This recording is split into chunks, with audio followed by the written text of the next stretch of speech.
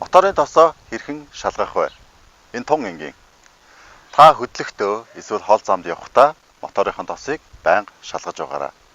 Энд чинь харин танд үйлдвэрлэгчийн гарын авлага тус олно.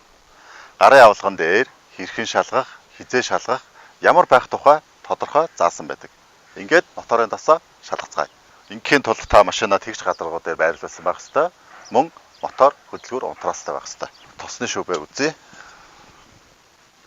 За эхлээд цэвэр алчуураар хэмжээг нь аваад цэвэр болгосны дараа лав хийж өгөөд за үзье.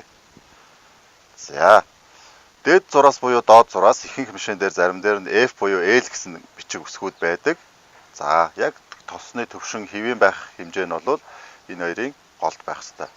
Хэрвээ таних дээд зурааснаас дээшээ их гарсан бол заавал хасуулаарай. Доод зурааснаас доошоо орж багассан бол нэмээрэй.